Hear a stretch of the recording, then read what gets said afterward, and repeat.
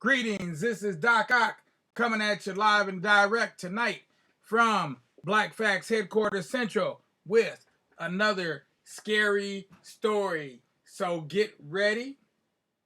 You better hug the ground before you get knocked down, because we're coming around with another scary story right out of our book of the month, or the book of the week, I should say, The Feather Woman of the Jungle. If you can see that there you go. The Feather Woman of the Jungle. So, on the way to get there, we got a couple things we need to do. Number one, let us know. Let us know we're doing a good job by subscribing to the Tubular Black Facts channel. So if you could do that, that would be excellente vivante. Meanwhile, let's go ahead and read our words of wisdom for the day. Dog no hole if him have bone. Dog no holler if him have bone. I think that's dog no holler if him have bone. So give your dog a bone so even when he's alone, he don't have to holler because he ain't living in squalor. And there you have it. From the island of Jamaica, another proverb for today. Proverb for today.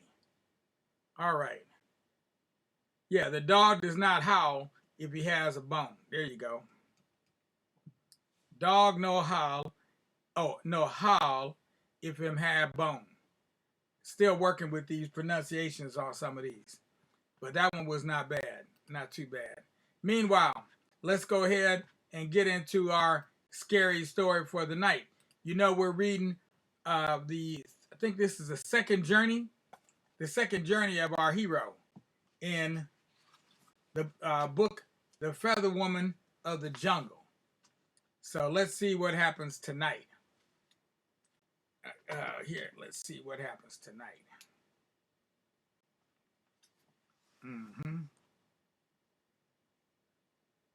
Oh, this is the one where he finds out that his wife has someone that she's got on the side. She got a side piece. And he finds out about it and dispatches the side piece. And now he's about to have a revelation. Let's see what that revelation is. It was inside the grave, which was not covered, and was decorated as when a dead body was in state. Every part of that room was very clean and was beautifully decorated by the woman.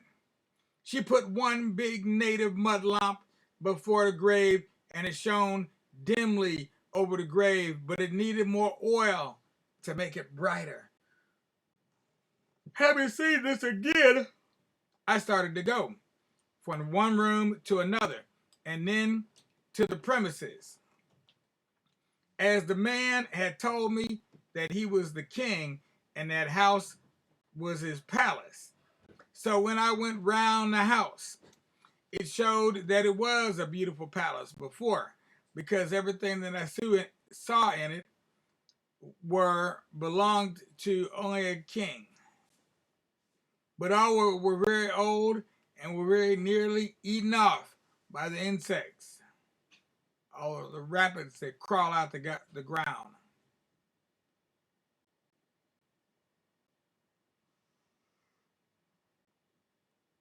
Okay, because everything that I saw in it belonged to only a king, but all were very old and were very nearly eaten off by the insects.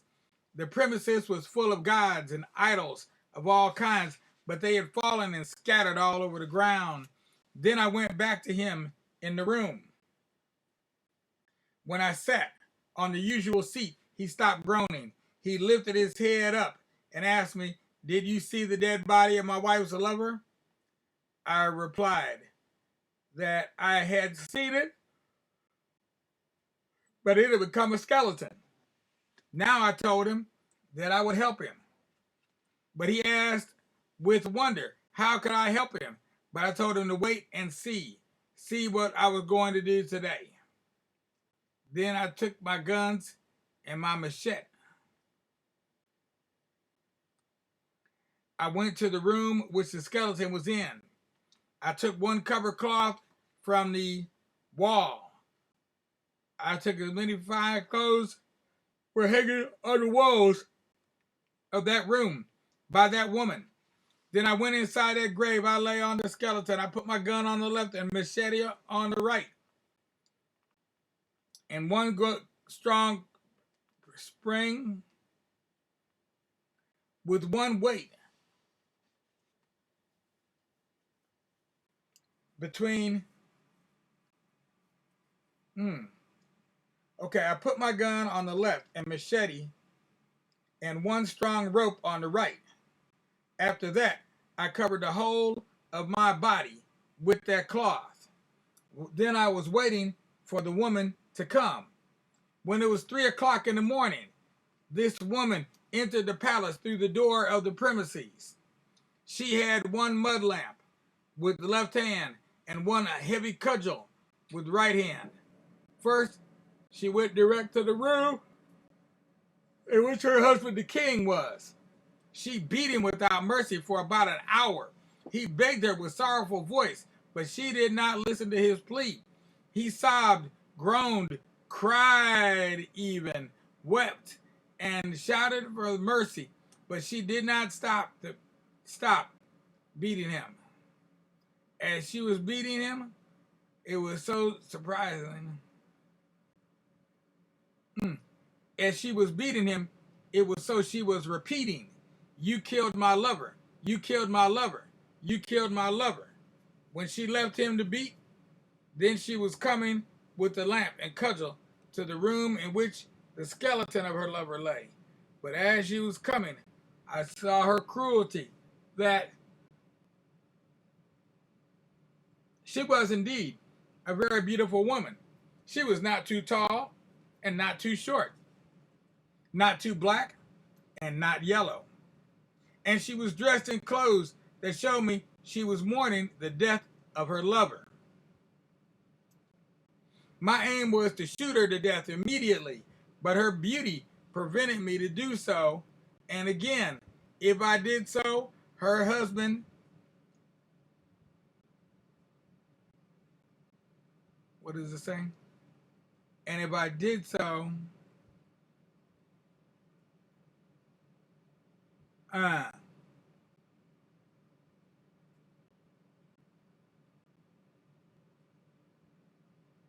okay.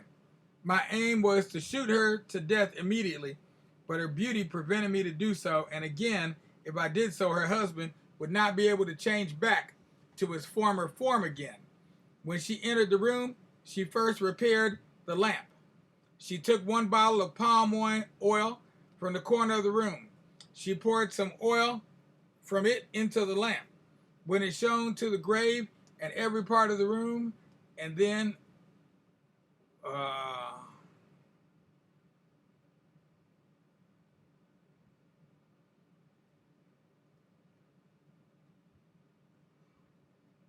okay, now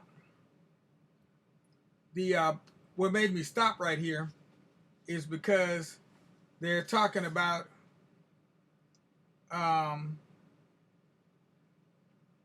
the light shining around the room and how this would work. So what I'm going to do, I'm going to read it just the way it is without editing it, and I'll let you figure out I'll let you work on the translation into modern English. When she entered the room, she first repaired the lamp. She took one bottle of palm oil from the corner of the room. She poured some oil from it into the lamp. When it showed to the grave and every part of the room, then she stood before the grave. First she knelt down and saluted the skeleton as if it was still alive. My lover friend, when are you coming back to me? Have you forgotten me? Don't forget me. I am expecting the king. I'm expecting you soon.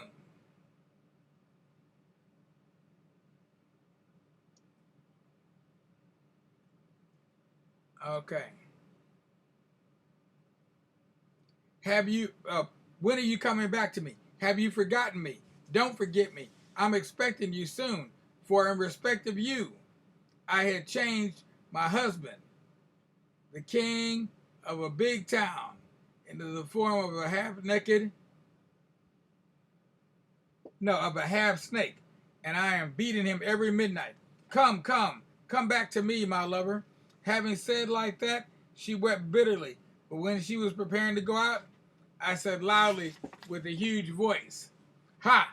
My lover, my lover, my lover, I have come from the town of Deads this midnight, but I will only be allowed only to the town of Deads this midnight.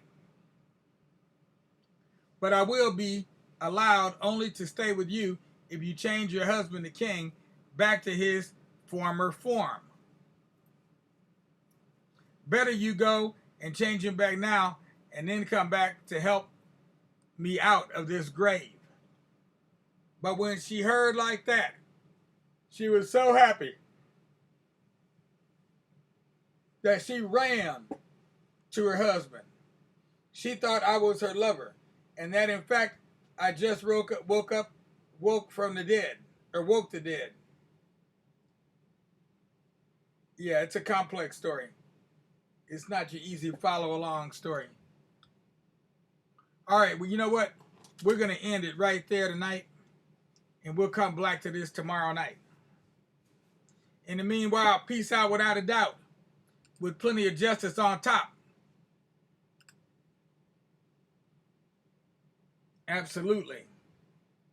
And resolutely. We are out of here right about now. Let me just say before we go, all you little children out there right now, you know it's time to lay your head on down on your little pillow, on your little bed while you close those your eyes and wait on that sun to rise. And when you feel those sunbeams beaming down on your eyes, you'll know what to do. You'll know what to do. Do your best, be your best every single day, because this is not the time to play. And we'll just say good night to Imani Zaire and Michael Phillips. Anybody else out there? Don't see it. Oh, Moshe. Hey, Moshe, what's going on, man? All right. Peace out without a doubt, y'all.